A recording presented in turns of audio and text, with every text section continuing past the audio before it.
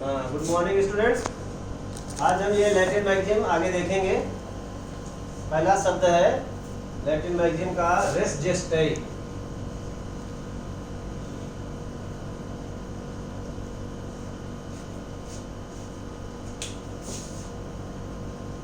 Race जेस्टई इसको कहते हैं connecting facts forming the part of same transaction.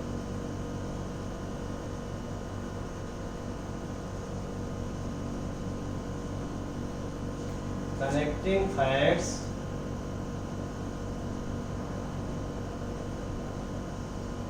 forming chain of same transaction।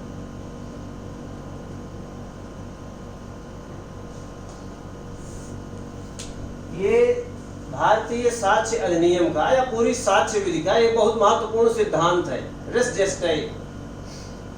इसको पढ़कर आप समझ जाएंगे कनेक्टिंग फैक्ट्स, एक दूसरे से जुड़े हुए तथ्य जो कि एक चेन बना रहे हो। अब आप जंजीर देखते हैं, कोई साकर या जंजीर देखते हैं, सब कड़ियां एक से एक मिली होती और मिलकर वो पूरी चेन बनती है। एक संव्यवहार, सेम ट्रांजैक्शन, भले ही वो चीजें अलग अलग हो रही हो, कोई घटना मद्रास में हुई, कोई बंबई में हुई, कोई दिल्ली में हुई, कोई कलकत्ता में हुई, लेकिन अगर उनका आपस में जुड़ाव है तो वो रेस जेस्टई इवेंट है और उन सब व्यक्तियों को, उस घटना से जुड़े हुए सब व्यक्तियों को एक ही मुकदमे में ट्रायल किया जा सकता है।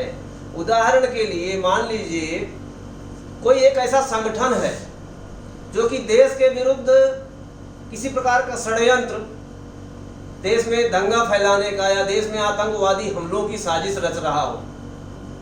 उसके दो आदमी बंबई में पकड़े जाते हैं, उनके पास कुछ लिटरेचर, कुछ मटेरियल मिलता है, लिखा पढ़ी का कोई सामान मिलता है। उन्हीं से जुड़ा हुआ, उनसे जुड़े हुए कुछ लोग बंबई में मिलते हैं, उनके पास कंप्यूटर में कोई सॉफ्टवेयर या कोई विस्फोटक सामग्री मिलती है। उन्हीं से जुड़ा हुआ कोई व्यक्ति कलकत्ता में गिरफ्तार होता है, उसके पास भी कुछ इसी से जुड़ा हुआ मटेरियल मिलता है।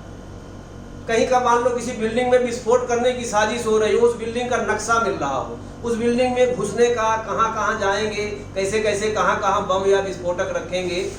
हो सकता है वो विस्फोटक इलाहाबाद या पटना में कहीं भी एक जगह रखा किया जाना हो, लेकिन अगर चारों पांचों जगहों की, चारों पांचों घटनाओं को एक सूत्र में पिरोया जा सकता हो तो ये सारी इवेंट्स रेस जेस्टई हैं और इन घटनाओं से जुड़े हुए सभी लोगों को एक ही अपराध के लिए, एक ही आरोप में ट्रायल या प्रोसिक्यूट किया जा सकता है। ये एविडेंस एक्ट की धारा 6 में ये सिद्धांत है। रेस जेस्टई बहुत महत्वपूर्ण सिद्धांत है। हो सकता है किसी व्यक्ति ने किसी को जहर देने की साजिश की हो, उसके लिए उसने कोई मटेरियल खरीदा हो,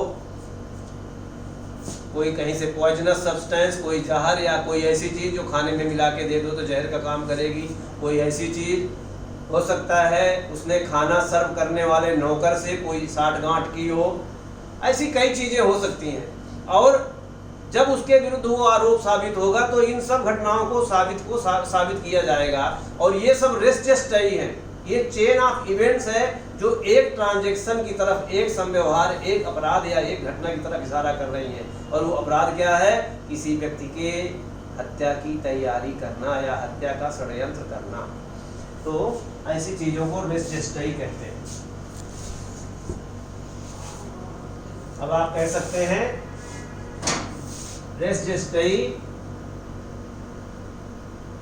या द प्रिंसिपल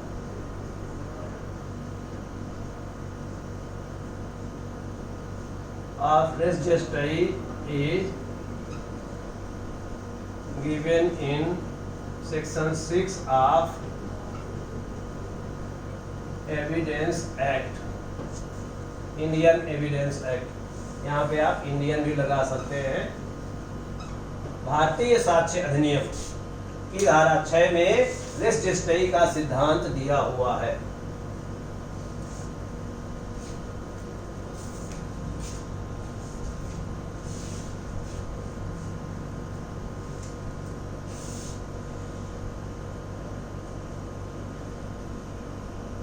रेस एप्सा लेपिटर।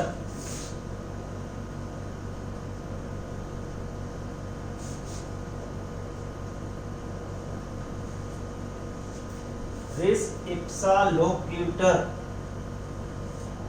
लोकिटूर, यू है यहाँ। Thing speaks for itself.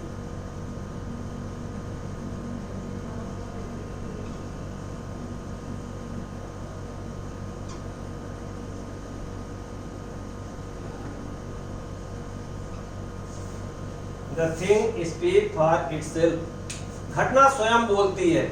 इसका मतलब है घटना स्वयं बोलती है, चीज स्वयं बोलती है। ये टॉट का एक सिद्धांत है। रिस एप्सा लोकिटर। कई बार किसी घटना को, किसी चीज को, किसी घटना के स्थान को देखकर उस चीज का अंदाजा लगाया जा सकता है कि हुआ क्या होगा।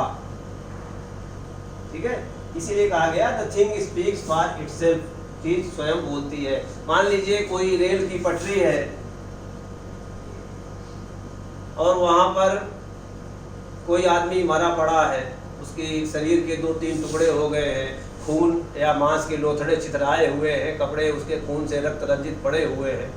इससे क्या पता चलता है? इससे पता चलता है कि उसने आत्महत्या किया है और किसी ट्रेन में कटकर उसने जान दे दी। कोई बिल्डिंग है, अभी आज ही आया है, कोई बल्लभगढ़ का दरवाजा है, अखबार में आया है, बल्लभगढ़ का कोई वैर दरवाजा है, बिल्कुल जर्जर हालत में है। अब अगर कल को गिर जाए, 2-4 लोग मर जाए उसमें, तो उसके लिए जो भी जिस भी संस्था का उसको मेंटेन करने की जिम्मेदारी है, उसकी नेग्लिजेंस साबित करने की आवश्यकता नहीं है, क्योंकि वो दिख रहा है नेग्लिजेंस, उसकी मेंटेनेंस जैसी होनी चाहिए थी, नहीं हो रही। ठीक है ना। रिस एप्सा लोकिटर के आधार पर, इस सिद्धांत के आधार पर उनको नेग्लिजेंस के लिए दोषी माना जाएगा कि उन्होंने नेग्लिजेंस किया या उपेक्षा पूर्ण कार्य किया। तो रिस एप्सा लोकिटर में मतलब घटना स्वयं बोलती है।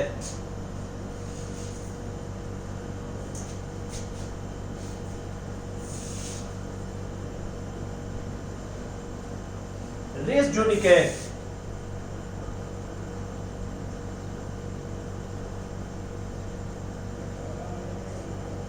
ये मैंने पहले भी बताया है। रेस जुडिकेट पूर्व न्याय या प्रांग न्याय कहते हैं।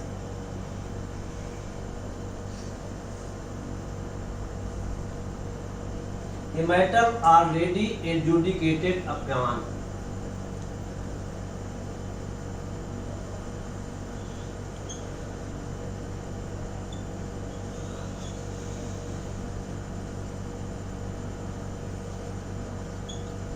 A matter already adjudicated upon, case decided भी कहते हैं। इस पर मैंने काफी कुछ बता दिया है पहले भी। ये पहले लीगल शब्द में भी आया है। रिस जुडिकेट धारा 11 सीपीसी में एक सिद्धांत है। कॉन्स्टिट्यूशनल लॉ अनुच्छेद 20(3) भी वही बात करता है। सीआरपीसी में धारा 300 भी वही बात करती है। बात पूरी इतनी है कि जब एक बार मुकदमे का विचारण, किसी मुकदमे का, किसी इशू का 2 व्यक्तियों के बीच में अच्छे से विचारण हो जाता है, सक्षम न्यायालय द्वारा निर्णय दे दिया जाता है, तो उस निर्णय को दोबारा रीओपन नहीं किया जा सकता। विचारण का मतलब है उसका अंतिम तरह से निश्चय हो गया हो। अंतिम तरह से निश्चय मीन्स उसकी यदि अपील की जानी है तो अपील हो गई हो, अपील का भी निर्णय आ गया हो। ये मतलब नहीं है कि भरतपुर के न्यायालय ने विचार कर लिया तब उसकी अपील नहीं होगी। अपील हो सकती है। अपील भरतपुर से जयपुर जा सकती है, हाई कोर्ट जयपुर से सुप्रीम कोर्ट जा सकती है दिल्ली। लेकिन एक बार फाइनली वो डिसाइडेड हो गया तो दोबारा कितने भी साक्ष्य मिले, कितना भी अच्छे साक्ष्य मिल जाए, दोबारा उस मुकदमे को नहीं ओपन किया जाना चाहिए। बहुत महत्वपूर्ण सिद्धांत है। 3 लैटिन मैगजीन इसके साथ जुड़े हुए हैं, मैं पहले बता चुका हूँ। नेमो डेविड रिस्पेक्सारी प्रो उनो एट एडम काजा पढ़ चुके हैं आप। दूसरा है रिस जुडिकेट प्रो वोल्टेट अक्रूपीटूर, और एक और है इंटरेस्ट रिपब्लिकाए अर्शिप फिनिश लिटम। यह राज्य के हित में है कि मुकदमेबाजी का कोई अंत होना चाहिए। रिस जुडिकेट प्रो वोल्टेट अक्रूपीटूर का मतलब है न्यायालय का निर्णय किसी के खिलाफ नहीं होता। न्यायालय का निर्णय सही के तौर पर, उचित के तौर पर स्वीकार किया जाना चाहिए। It should be accepted as a correct. और नेमो डेविड लिस्ब्रिक्सारी प्रो नोट एडम काजा का मतलब है, अभी मैंने कल परसों ही पढ़ाया था इसको, कि किसी भी व्यक्ति को एक ही वाद कारण के लिए एक से अधिक बार तंग नहीं किया जाना चाहिए। अब आप इसका यूज कर सकते हैं रिस जुडिकेट या section 11 of CPC provides rule of रिस जुडिकेट, या दूसरा यूज कर सकते हैं रिस जुडिकेट is based on individual interest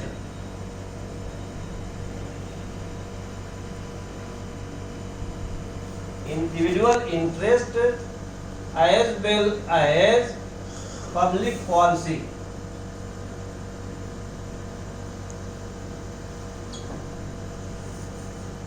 रिस जुडिकेट का सिद्धांत है, यह आधारित है किस पर? इंडिविजुअल इंटरेस्ट, व्यक्तिगत हित पर, as well as public policy, और लोक नीति पर भी। लोक नीति मतलब सार्वजनिक कल्याण,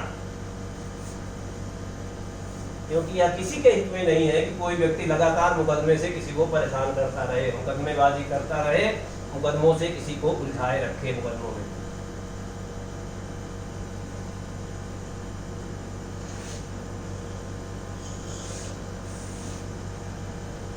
रेस नलियस,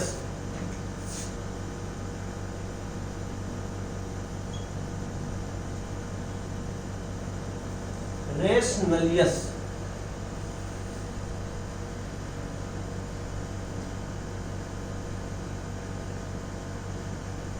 and ownerless thing.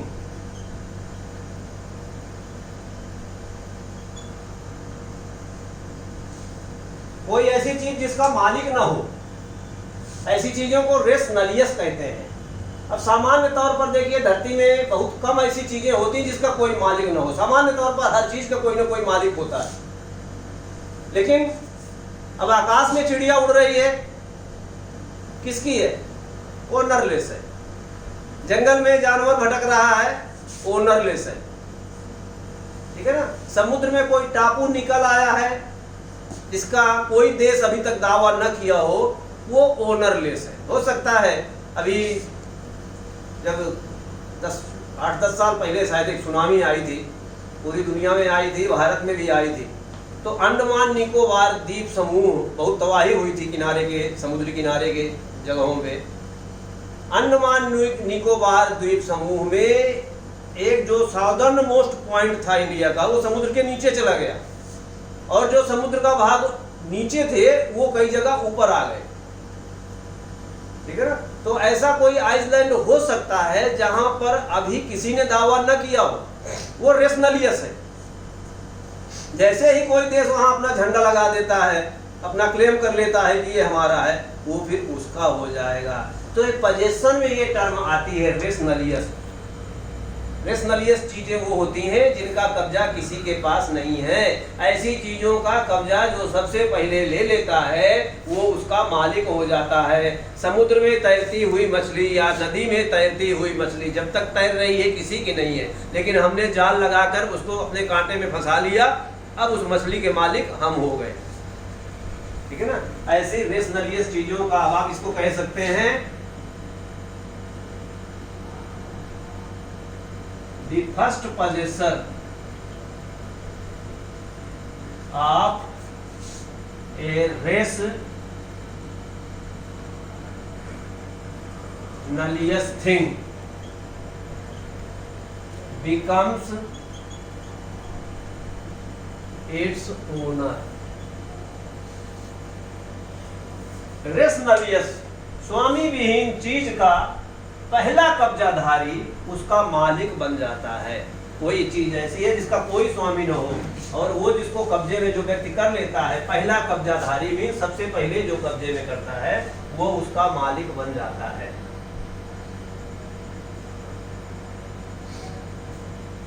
Rule निसी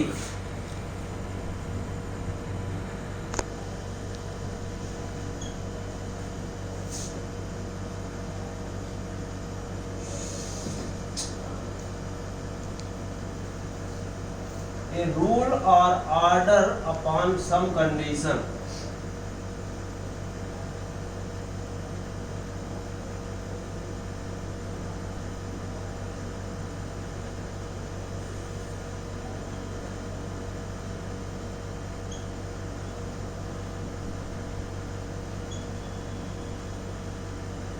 That is to become absolute.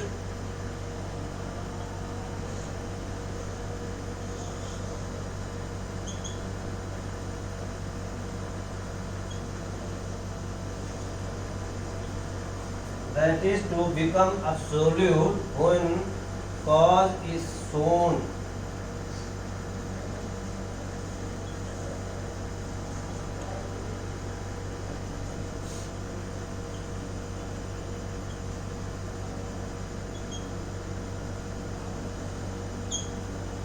To contrary.